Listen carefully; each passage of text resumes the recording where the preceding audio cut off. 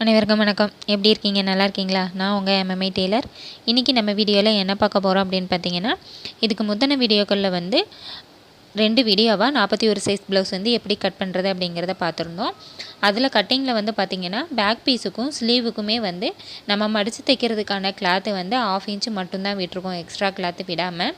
அந்த 1/2 inch cloth கூட நம்ம எக்ஸ்ட்ரா ஒரு பீஸ் வச்சு எப்படி அதை ஃபினிஷ் பண்ணுறது அப்படிங்கிறது தான் நம்ம இன்றைக்கி வீடியோவில் வந்து பார்க்க போகிறோம்.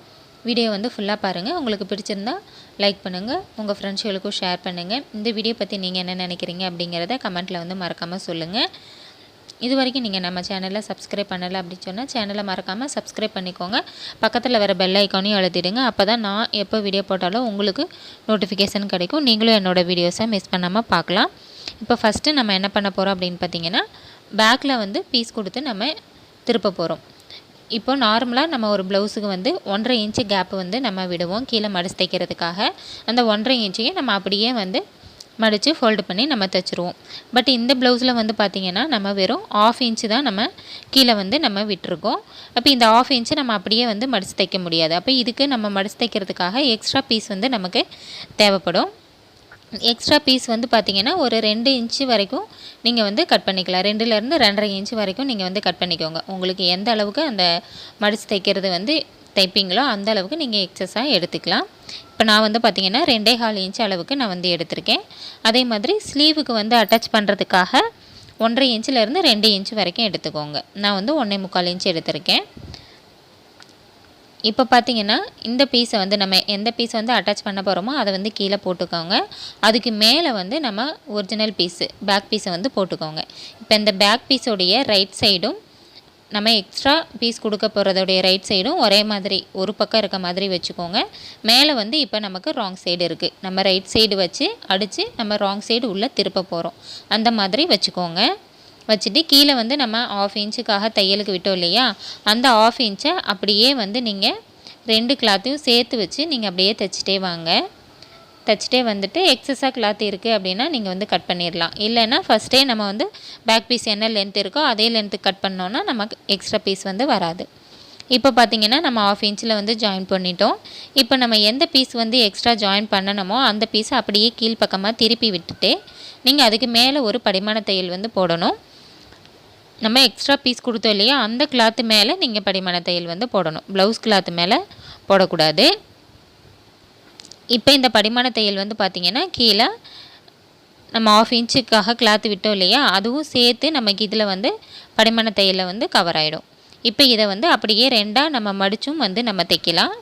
அப்படியே 2ஆக ஃபோல்டு பண்ணி தைக்க முடியும் அப்படின்னா நீங்கள் வந்து கீழே ஒரு பீஸரை ஃபஸ்ட்டு ஒரு தடவை மடிச்சுட்டு அதுக்கப்புறம் அப்படியே ஃபோல்டு பண்ணலாம். இல்லை எனக்கு அப்படி வந்து தைக்கிறதுக்கு வராது அப்படின்னா நீங்கள் ஃபஸ்ட்டு கீழே வந்து இந்த மாதிரி மடித்து வந்து தைச்சிக்கோங்க.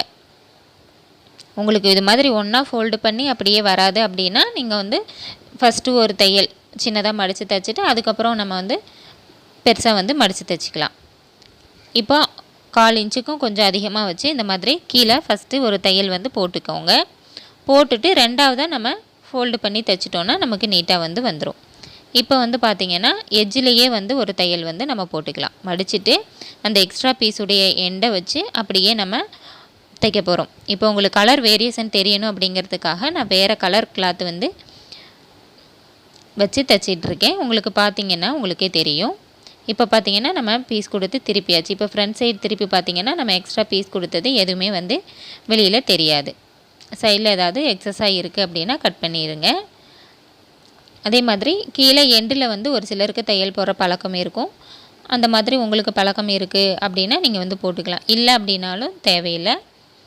இப்போ நான் வந்து கீழே ஒரு தையல் மேலே ஒரு தையல் வந்து போட்டிருக்கேன். இப்போ அடுத்து வந்து டாட் வந்து நம்ம பிடிக்கணும். இந்த டாட்டுக்கு வந்து பார்த்திங்கன்னா நமக்கு சைடில் வந்து நம்ம 1.5 இன்ச்சு தையலுக்காக விட்டுருந்தோம் இல்லைங்களா, அந்த 1.5 இன்ச்சை விட்டுட்டு மீதத்தை 2ஆக வந்து நம்ம பிரித்து அதுக்கு சென்டர் பார்த்து நம்ம டாட் வந்து பிடிக்கணும்.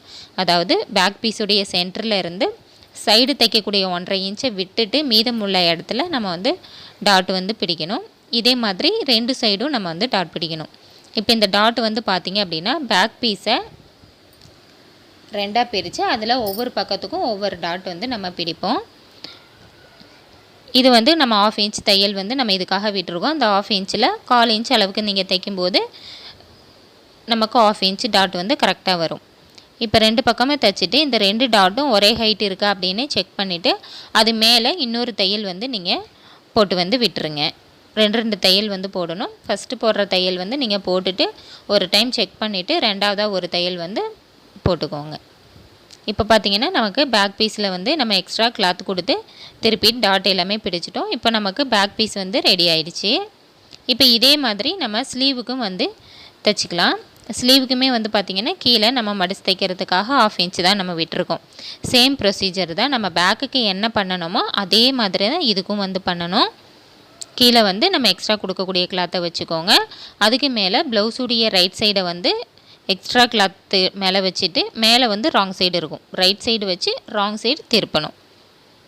அதே மாதிரி இதையுமே இந்த 2 கிளாத்தையும் வச்சு 1/2 இன்ச் கேப்பில் ஃபஸ்ட்டு ஒரு தையல் வந்து போட்டுருங்க. இல்லைங்க நான் ஜாயின் பண்ணுறதுக்கு 1/4 இன்ச்சு தான் நான் விட்டுருக்கேன், 1/2 இன்ச் விடலைன்னா நீங்கள் அந்த 1/4 இன்ச்சில் தான் வந்து நீங்கள் ஸ்டிச் பண்ணணும். நீங்கள் கட்டிங் போடும்போது என்ன தையல் அளவுக்கு விடுறீங்களோ அதே தையல் அளவு தான் நீங்கள் ஸ்டிச் பண்ணும்போதும் நீங்கள் ஸ்டிச் பண்ணணும். இப்போ அப்படியே நம்ம எக்ஸ்ட்ரா பீஸ் கொடுத்தோம் இல்லையா, அதை அப்படியே திருப்பிட்டு அதுக்கு மேலே அப்படியே படிமான தையல் வந்து நம்ம போடணும். எப்படி நம்ம பேக் பீஸுக்கு வந்து திருப்பி கொடுத்து படிமான தையல் போட்டோமோ அதே போல் ஸ்லீவுக்குமே வந்து நீங்கள் போட்டுக்கலாம். போட்டுட்டு அதே மாதிரி கீழே வந்து பிசுறு பக்கம் இருக்கும், அது வந்து சின்னதாக ஃபஸ்ட்டு மடித்து வந்து தைச்சி விட்டுடலாம். இப்போ பேக் பீஸுக்கு வந்து நம்ம அப்படியே டபுளாக ஃபோல்டு பண்ணி நம்ம ஸ்டிச் பண்ணலாம். அது எண்டில் தையல் போடும்போது பிரச்சனை இல்லை. ஆனால் ஸ்லீவுக்கு வந்து நம்ம ஹெம் பண்ண போகிறோம். அதனால நீங்கள் ஃபஸ்ட்டு பீஸராக சின்னதாக மடித்து தைச்சிட்டு தான் நீங்கள் வந்து ஜாயின் பண்ணணும். இப்போ இந்த மாதிரி எக்ஸ்ட்ரா பீஸ் கொடுத்தது அப்படியே வந்து திருப்பிட்டு எண்டில் தையல் போடாமல் சென்டரில் தையல் வந்து நம்ம போடணும்.